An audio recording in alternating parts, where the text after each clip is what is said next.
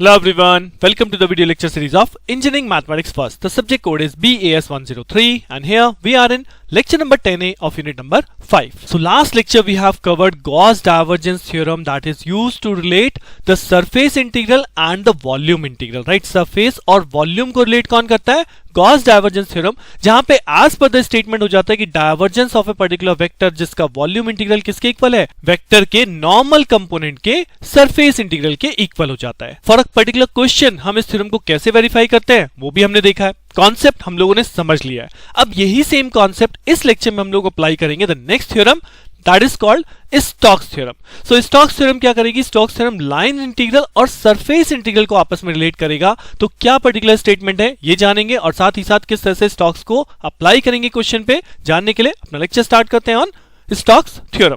सो Stokes theorem, जैसे कि मैंने अभी आपको बोला, Stokes theorem is used to relate the line and the surface integral. So यहां पे लाइन और सरफेस कैसे रिलेट होता है कि वेक्टर का जो लाइन इंटीग्रल है that is equivalent to the curl of that vector और उसके नॉर्मल कंपोनेंट के सरफेस इंटीग्रल से रिलेट होता है या इक्वल टू कहलाता है, राइट? सो सिंपल सा याद रखने के लिए दोनों थ्योरम को हमेशा मैं साथ में याद रख रहा हूं कि गॉस डाइवर्जेंस थ्योरम थी वो सरफेस और वॉल्यूम को रिलेट करती है, बट वहीं पे स्टोक्स थ्योरम लाइन और सरफेस को रिलेट करती है। तो अगर मैं तीनों स्टेटमेंट यानी तीनों फॉर्मूलों को एक साथ लिख दूं, so F vector dot D R vector is equal to surface integral curl F vector dot N cap D S, और वहीं पे अगर गॉस डाइवर्जेंस था तो मैंने अभी आपको बताया डाइवर्जेंस ऑफ वी वेक्टर यानी कि F vector dv is equal to हो जाता है f dot N cap and ds vector, right? So दोनों ही स्टेटमेंट आपको याद रखने हैं, बट इन शॉर्ट याद रखिएगा, एक सरफेस और वॉल्यूम को रिलेट करता है तो दूसरा लाइन और सरफेस को रिलेट करता है। सो ये तो हो गई स्टेटमेंट की बात। अब देखते हैं मेनली क्वेश्चन कैसे सॉल्व आउट किया जाता है on basis Stokes theorem. So here's the question number 1,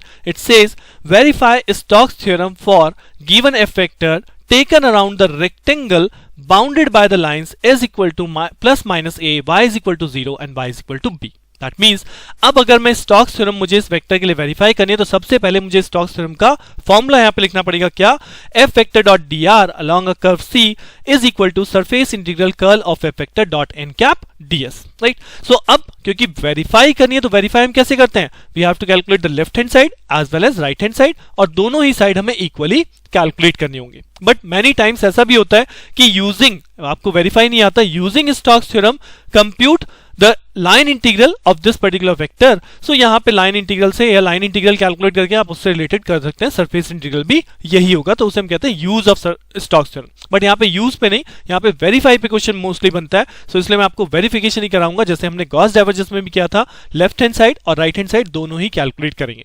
अब अगर मैं सबसे पहले बात करूं लेफ्ट हैंड साइड के लिए, सो लेफ्ट हैंड साइड कहता है line integral along the curve, और यहाँ पे कर्व कैसा है? कर्व दिया गया एक रेक्टेंगल। अब तो यहाँ पे क्या करना पड़ेगा? जैसे हमने लाइन इंटीग्रल में भी किया था, वहां पे क्वेश्चन स्क्वायर बेसिस हमने किया था, बट यहाँ पे रेक्टेंगल बेसिस है, so we have to draw the rectangle, right? और रेक्टेंगल कहां से कहां वेरी कर रहा है? एक्स की वैल्यू कहां से कहां है? प्लस माइनस ए, यानी माइनस ए से लेके प्लस ए तक एक्स वेरी कर रहा है, और वाई कहां से वेरी कर रहा है? 0 to B, so this point is basically B, so यहाँ पे आपका वेरी कर रहा है y. सो ये आपका बन गया रेक्टेंगल जिसे हमने बोला a b c d varies from x is equal to minus a, तो यहाँ पे y का कंपोनेंट क्या हो जाएगा? 0 प्लस a, y का कंपोनेंट 0। दिस पॉइंट x की वैल्यू क्या होगी? a, y की वैल्यू क्या होगी? b, और इस पॉइंट पे x की वैल्यू क्या होगी? माइनस a, और y की वैल्यू होगी b।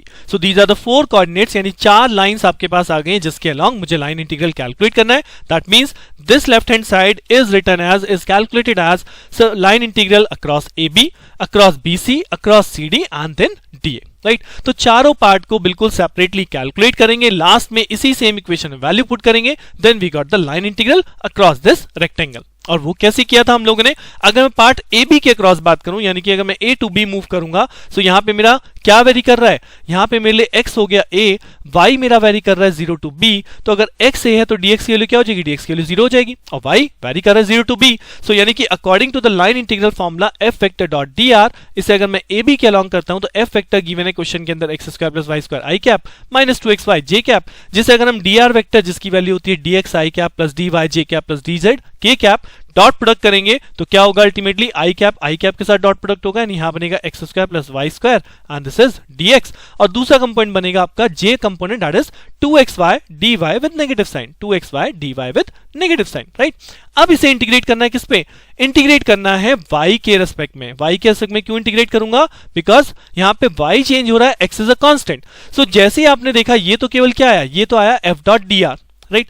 f डॉट dr में dx की वैल्यू क्या है, 0 है ना, सो अल्टीमेटली ये क्या रह जाएगा, ये रह जाएगा y is equal to 0 to b, dx की जगह 0 हो गया, x की जगह a है तो I can write as 2ay dy, जिसे अगर मैं इंटीग्रेट करूंगा तो minus of 2a constant y का हो जाएगा y square by 2, limit goes to 0 to b, so the result become minus of 2a b square by 2, that means minus ab square, right? तो that's why the concept, जो basic concept है, मैंने line integral कैसे calculate किया था, इसलिए मैंने आपको प्रीवियस लेक्चर में बोला था कि वहां पे आपको समझना पड़ेगा, बिकॉज वो यूज यहां पे है और क्वेश्चन जनरली इन्हीं थ्योरम्स पे बनता है, either Gauss divergence, Stokes theorem, और अभी आगे हमें लास्ट थ्योरम भी देखनी है, that is called Green's theorem, right?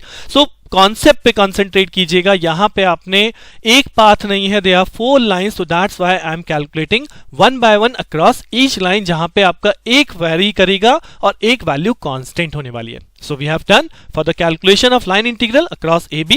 Similarly, दूसरे पार्ट को देख लेते हैं. Let it suppose that is BC. अब अगर BC के लिए कैलकुलेशन करूंगा तो क्या चीज कांस्टेंट है यहाँ पे? जी हाँ, यहाँ पे कांस्टेंट है y is equal to b. अगर y is equal to b constant हो गया तो dy 0 हो जाएगा, और अगर dy 0 है उसके अलावा x यहाँ पे कैसे वेरी कर रहा है? x जो वेरी कर रहा है प्लस a से लेके माइनस a तक वेरी कर रहा है.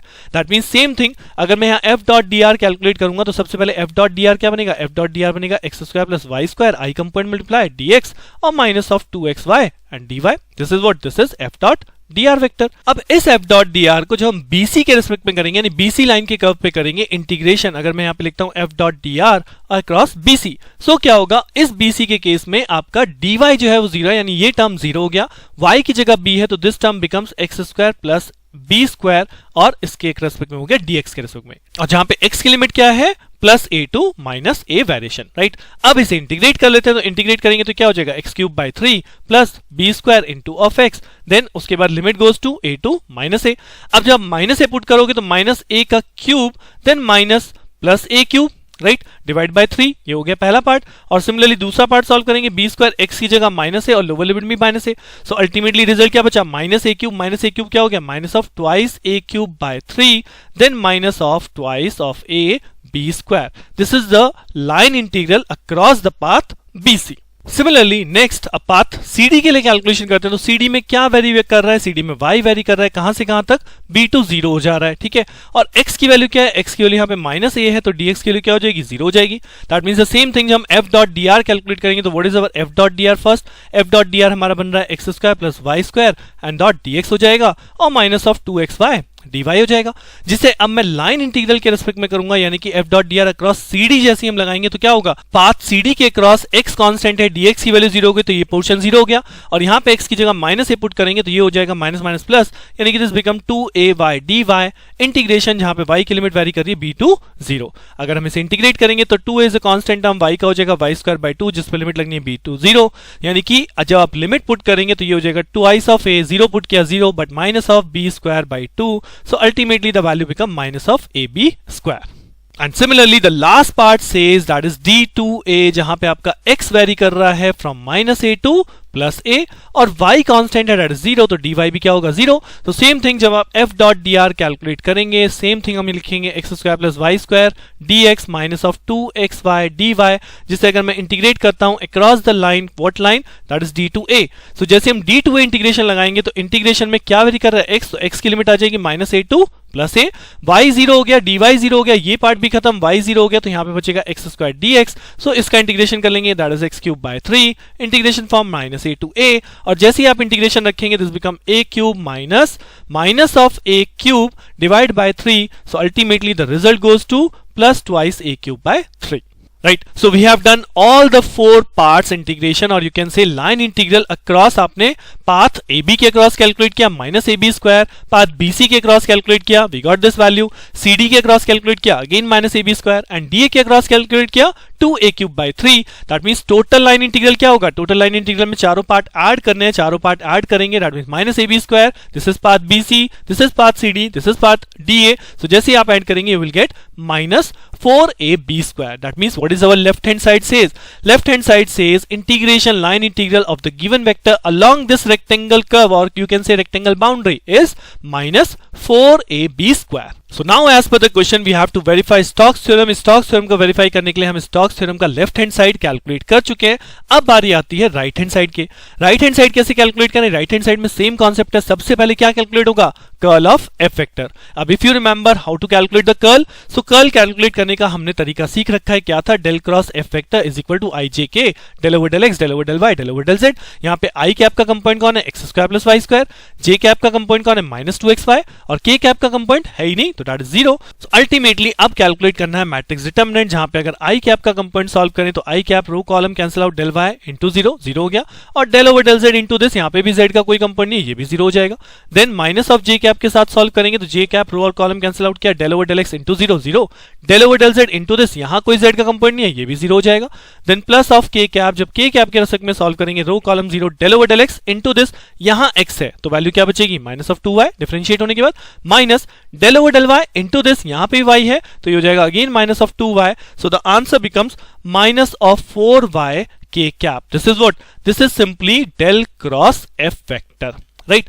अब डेल क्रॉस एफ वेक्टर के बाद क्या करना है, डेल क्रॉस एफ वेक्टर के बाद ये नॉर्मल वेक्टर से डॉट प्रोडक्ट होने वाला है। अब नॉर्मल वेक्टर क्या है, अब आप देख सकते हो प्लेन कहां पे गिवन है, ये रेक्टेंगल बाउंड्री कहां पे गिवन है, rectangle boundary in x y plane है, तो इसके परपेंडिकुलर कौन होगा, नॉर्मल कौन होगा, एक्स वाई के नॉर्मल कौन हो जाता है, एक्स वाई के नॉर्मल जेड एक्सिस हो जाती है। That means here the N cap normal vector is K cap, right. अब ये वही उसी टाइप का क्वेश्चन है जो मैंने आपको सरफेस इंटीग्रल में बताया था कि अगर आप केवल एक्स वाई प्लेन कंसीडर करते हैं तो वहां पे नॉर्मल वेक्टर की वैल्यू क्या हो गई, K cap. So that's why ds जो हमने खोला था that is dx dy divide by mod of N cap into K cap. So यहाँ पे N cap dot K cap यानी K cap dot K cap क्या हो जाएगा, 1 हो जाएगा। So ultimately this ds will be only dx dy. That means मैं right hand side को लिख सकता हूं, right hand side that is surface integration, तो दो इंटीग्रेशन यहाँ पे लगने वाले हैं, curl of F vector, curl of F vector is minus of 4y K cap dot N cap भी क्या है, के कैप है, और डीएस की वैल्यू क्या है, डीएक्स और डीवाई। सो अल्टीमेटली के कैप डॉट के कैप 1 हो गया, माइनस 4 को आप बाहर कर दीजिए तो लिमिट किसकी लगनी है, लिमिट एक्स की लगनी है, x goes from minus a to plus a and y goes from 0 to b, और यहां पे वैल्यू बचेगी y ऑफ dy, और ये हो गया आपका dx, जिसे आप इंटीग्रेट कर सकते हो। तो y का इंटीग्रेशन क्या होगा, y स्क्वायर बाई 2, जिस पे लिमिट लग रही है 0 टू b, और क्योंकि कांस्टेंट लिमिट है तो देखिए मैं साइमल्टेनियसली इंटीग्रेशन कर सकता हूं कि y को भी इंटीग्रेट किया, x को भी इंटीग्रेट किया, इसका x का इंटीग्रेशन x हो जाएगा, limit goes from minus a to a, minus 4 आपका बाहर कांस्टेंट है, right.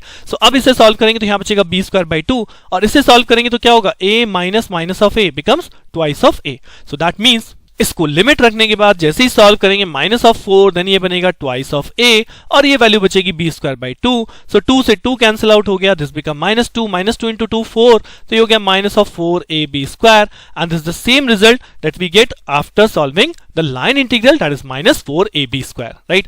So as per the Stokes theorem line integral भी हमने लेफ्ट हैंड साइड भी कैलकुलेट किया, that's of minus 4ab square, right hand side यानी सरफेस इंटीग्रल पार्ट कैलकुलेट किया, वो भी minus 4ab square. That means our left hand side equals to right hand side which proves the Stokes theorem, right. So concept पे concentrate कीजिएगा, verify करने के लिए question आपको 110% आएगा आपके सेक्शन सी में, सेक्शन बी में, Stokes theorem, Gauss divergence theorem, और एक है अभी ग्रीन्स थ्योरम, वो भी आगे लेक्चर्स में देखेंगे, बट अभी फिलहाल स्टोक्स थ्योरम का कॉन्सेप्ट आप लोगों ने समझ लिया है। इसी क्वेश्चन को दोबारा से कीजिए, एक और क्वेश्चन लेके आऊंगा नेक्स्ट लेक्चर में स्टोक्स थ्योरम बेस पे, क्योंकि इसके आने के चांसेस ज्यादा होते हैं। So we will again meet in the next lecture with the same topic that is Stokes theorem. Thank you.